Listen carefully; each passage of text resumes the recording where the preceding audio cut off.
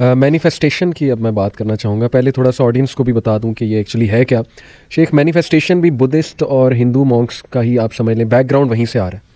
اس میں وہ کہتے یہ ہیں جی کہ آ جا کے انسان خیالات ہیں, بس ہماری ساری چیزیں خیالات کی وجہ سے ہوتی ہیں. تو جو خیال ہم اپنے ذہن میں لائیں گے, اس کو وہ کہتے ہیں پاور آف ویژولائزیشن, وہ چیز ہماری زندگی میں مینیفیسٹ ہو جائے گی, وقوع پذیر ہو جائے گی. مثال کے طور پہ ایک بندہ صبح اٹھتے یہ خیال کرتا ہے کہ آج وہ گاڑی لے رہا ہے اور وہ گاڑی لینا چاہتا ہے اور وہ اس کلر کی گاڑی ہے. وہ سوچتا رہتا ہے, بہت پاورفل تھاٹس اپنے مائنڈ میں لاتا ہے, فوکس رہتا ہے. تو یونیورس کی ساری انرجی اس کی ہیلپ کرنے میں لگ جاتی ہے اور اس چیز کو اس کے لیے آسان کرنے میں جو ہے وہ لگ جاتی ہے, اور الٹیمیٹلی وہ چیز وہ پا لیتا ہے. جیسے میں ایک ایکٹر کو سن رہا تھا, اس نے کہا جی کہ میں نے یہ امیجن کرنا شروع کر دیا کہ $10 ملین کا چیک جو ہے نا وہ میرے پاس ہے, اور میں ڈیلی اس کو سوچتا تھا, ویژولائز کرتا تھا, اور کہتے کہ ایسا ہی ہوا, میں نے اتنے پیسے جو ہے وہ کما لیے, میرے لیے وہ چیزیں ہموار ہوتی گئیں, وہ سب کچھ میرے پلیٹ میں آ کے جو ہے وہ آ گیا. تو اس کو مینیفیسٹیشن کو 3-4 اس کے کنسیپٹس اگر میں اور بتاؤں کہ اس کا بیک گراؤنڈ مزید, ایک تو شیخ لا آف اٹریکشن, یہ بڑا ایک فیمس لا آج کل ہمارے سائیکالوجسٹ میں, کچھ سائیکالوجسٹ میں, کچھ NLP پریکٹیشنرز میں ہے کہ جو آپ سوچیں گے وہی آپ اٹریکٹ کر لیں گے, سیدھی سی بات ہے. لیکن نیو تھاٹ اسپرچویلٹی جو ایک موومنٹ چلی تھی یورپ میں, اس میں ایک کانسیپٹ تھا کہ پینتھیزم, جو آج آ کے پینتھیزم ہے کہ دیکھیں all the universe is God, God is basically universe, and this God is ever expanding, یہ ایکسپینڈ کر رہا ہے یہ God, this God is full of energy. اور چونکہ اب یونیورس ساری کی ساری گاڈ ہے تو پھر ہم بھی ظاہر ہے اسی کا حصہ ہیں, گاڈ کا ہی حصہ ہے. تو ہمارے اندر ایک ڈیوائن بینگ موجود ہے, ایک ڈیوائن پاور موجود ہے. تو یہ بدھسٹ اور یہ جو ہندو مونکس ہیں, یہ یہاں سے بیک گراؤنڈ لاتے ہیں کہ اس ڈیوائن سائڈ کو آپ باہر نکالیں.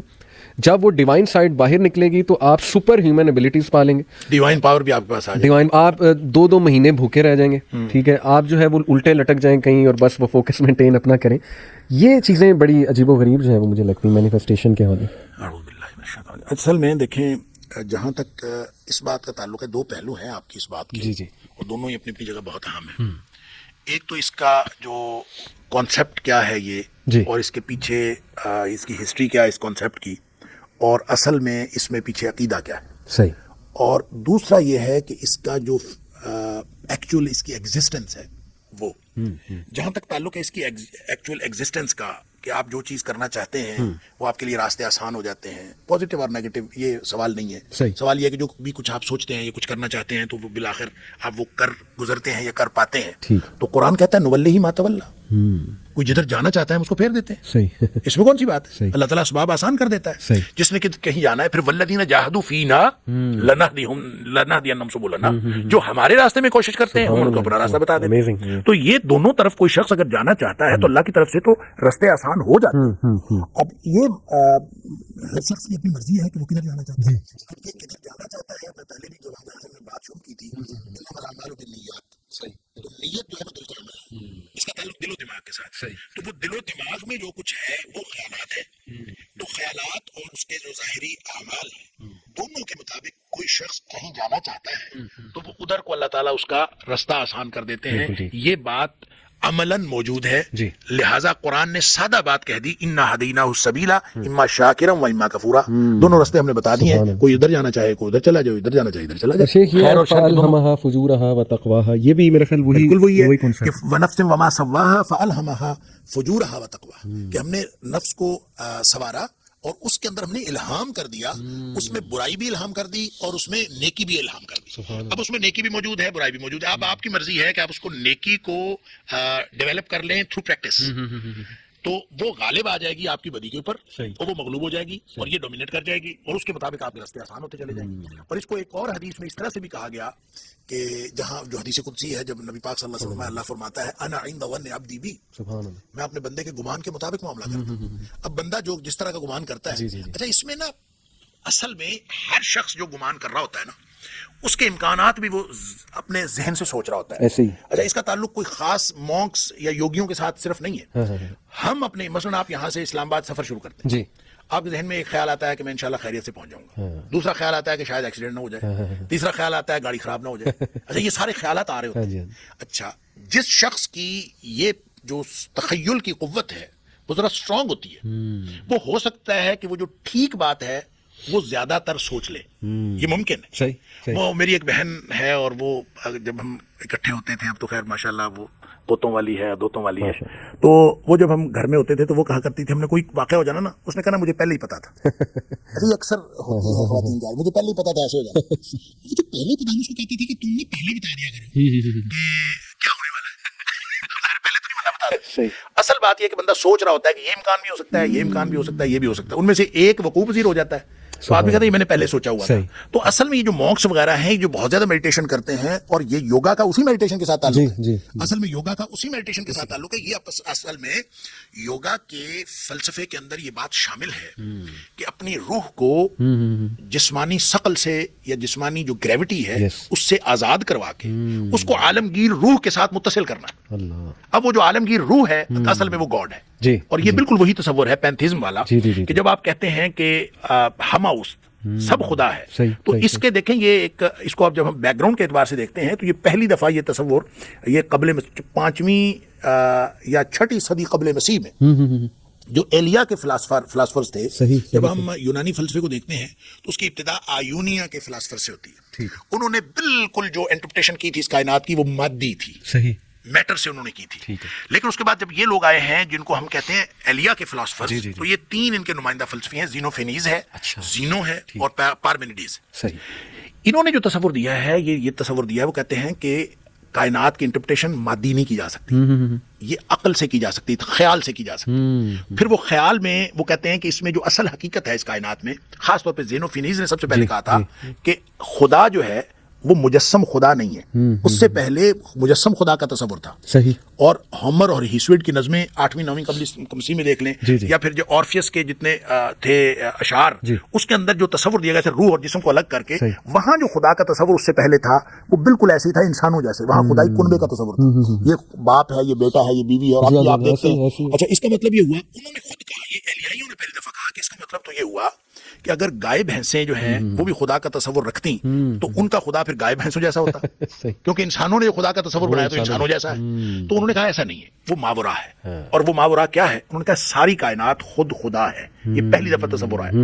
وہی تصور ڈیولپ ہوا ہے بعد میں. یہ تو جب ہم بات کر رہے ہیں تو یہ سقراط سے پہلے کی بات ہے, سوکریٹس سے پہلے کی بات ہے. لیکن ارسطوٹل کے بعد جب ڈاؤن فال آیا ہے گریک فلسفی کے اندر, تو وہاں کچھ تحریکیں اٹھی ہیں جن میں مذہب اور فلسفہ اس کا جوڑ لگایا گیا تھا. ان میں ایک تحریک ہے بڑی معروف, اس کے اوپر بہت ساری کتابیں بھی لکھی ہوئی ہیں, نیو پلیٹونزم جس کو کہتے ہیں, نو فلاطونیت. اور نو فلاطونیت کا تصور ہی یہ ہے کہ جس طرح سے یہ جو روشنی ہے نا, سورج ہے, تو سورج کی روشنی اور سورج کو الگ الگ نہیں کیا جا سکتا. چراغ جل رہا ہو تو چراغ اور اس کی روشنی کو الگ الگ نہیں کیا جا سکتا. اسی طرح جو خدا ہے اس سے کائنات کو الگ نہیں کیا جا سکتا. لہٰذا اس تصور میں جب اب ساری کائنات جو ارد گرد روشنی ہے وہ اور دیا, اس طرح جیسے وہ ایک یونٹ ہے, اسی طرح پوری کائنات ایک یونٹ ہے. دیکھیں اللہ نور السماوات والارض سے ہما اوست کا نظریہ رکھنے والے اور وحدت الوجود کا نظریہ رکھنے والے تو بعد میں پیدا ہوئے, اور یہ قرآن سے دلیل دینے والے تو بعد میں پیدا ہوئے. اصل میں یہ تو میں تو بات کر رہا ہوں قبل مسیح کی, اور قبل مسیح میں یہ ساری چیزیں ڈیولپ ہو چکی تھیں. اور اصل بات ہے, اب وہ علی عباس جلال پوری کی کتاب ہے روایات فلسفہ, اس کے اندر بہت سارے ان باتوں کا ذکر کیا گیا ہے خاص طور پر, اور بھی بہت ساری کتابیں ہیں جس میں یونانی فلسفے نے مسلم فلاسفہ کے اوپر اثر کیا ہے. اور اس میں خاص طور پر المامون میں شبلی نعمانی نے جو لکھا ہے کہ المامون نے جب وہ بیت الحکمت کے اندر کتابیں ترجمہ کروانے کے لیے فلسفے کتابیں منگوائی نا وہاں سے, اور اس نے بھیجا کہ رومیوں نے وہ ڈمپ کر کے رکھی ہوئی تھی. انہوں نے کہا جی وہ ان کتابوں کو جو ڈمپ کر کے رکھی ہوئی ہیں وہ ہمیں دے دیں. تو اس نے ارکان دولت میں مشورہ کیا کہ فلسفے کتابیں ان کو دے دیں گے نہ دے دیں. تو انہوں نے کہا آپس میں فائنل فیصلہ کیا کہ ان کو دے دیں, اس لیے کہ فلسفہ جہاں بھی جائے گا عقائد کی بنیادیں کھوکھلی کر دے گا. لہذا وہ آیا, بیت الحکمت میں سینکڑوں کتابوں کے ترجمے ہوئے, اور کہتے ہیں کہ وہ جو کتابیں آئی تھیں وہ پتہ کتنی تھیں. لکھنے والے نے لکھا ہے, المامون میں شبلی نعمانی لکھا ہے 60 بار شتر. اس کا مطلب ہے 60 اونٹوں پر لاد کے لائی گئی تھی, اتنی کثیر تعداد میں تھیں. اور وہ لا کے ترجمے کیے, ترجمے کر کے پھر مسلمانوں نے اس کے اوپر, پھر آپ دیکھیں ایک عرصے تک مسلمانوں نے اسی چکر میں رہے کہ جناب فلسفہ یونان کو ماننا ہے کہ نہیں ماننا. آپ ابن سینا کو لے لیں, آپ الفارابی کو لے لیں. اچھا, بعد میں پھر کوئی فار اینڈ اگینسٹ یہی کام چلتا رہا. غزالی نے آ کے اس کے خلاف بات کی, پھر ابن رشد نے آ کے بات. یہ تو شاہ ولی اللہ نے پہلی دفعہ آ کے یہ بات کی ہے کہ ہمیں یونانی فلسفہ نہ تائید کے لیے ضرورت ہے نہ تردید کے لیے ضرورت ہے. وہ کہتے ہیں ہمیں یونانی فلسفے کی ضرورت ہی نہیں, ہمیں ایمانی فلسفے کی ضرورت ہے. لہٰذا میں جو بات کر رہا تھا کہ یہ جو نظریہ ہے وحدت الوجود کا, یہ اصل میں اسی کو سپورٹ کرنے والے یہ سارے نظریات ہیں, یہ میڈیٹیشن ہے.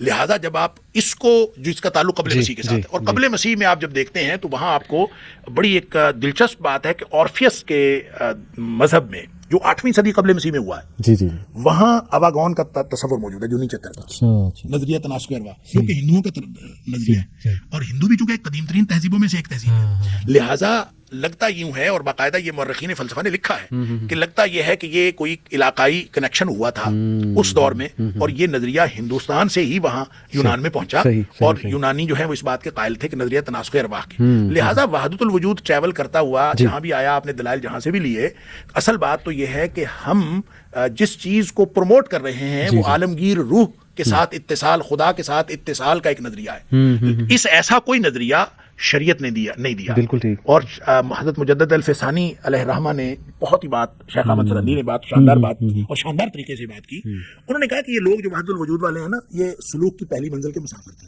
ان کو روشنی پڑی ہے, حق کی روشنی, یہ اور انہوں نے تصوف کی زبان میں جواب دیا. وہ کہتے ہیں حق کی روشنی ان کو پڑی ہے اور ان کی آنکھیں چندھا گئی ہیں. پھر انہوں نے جس طرف دیکھا ہے ان کو وہی روشنی نظر آئی ہے. اب یہ سامنے روشنی ہے نا, روشنی کو تھوڑی دیر دیکھتے رہیں, اس کے بعد اپنی طرف بھی دیکھیں گے, آپ کو وہی روشنی نظر آئی. تو کہتے ہیں کہ یہ تو پہلا مرحلہ تھا, یہ اگلے مرحلے پہ جا ہی نہیں سکے. یہ اگلے مرحلے پہ جاتے تو ان کو دنیا کی سنویت نظر آتی, اور وہ سنویت کیا ہے؟ خالق اور مخلوق کی سنویت ہے. خالق ایک الگ اینٹی ہے, مخلوق ایک الگ اینٹی ہے. یہ کبھی دونوں آپس میں ایک جیسے نہیں ہو سکتے, اور قرآن نے بھی بار بار یہی بات کی ہے کہ خالق اور مخلوق کیسے ایک جیسے ہو سکتے ہیں. لہٰذا اس طرح کی جتنی میڈیٹیشنز یا مذہبی جو بیک گراؤنڈز ہیں, ان کو کسی بھی صورت نہ مانا جا سکتا ہے, اور نہ ہی ان کو کسی معاشرتی بنیاد پر یا کسی میڈیکل پوائنٹ آف ویو کی بنیاد پر نہ ہی ان کو پریکٹس کیا جا سکتا ہے.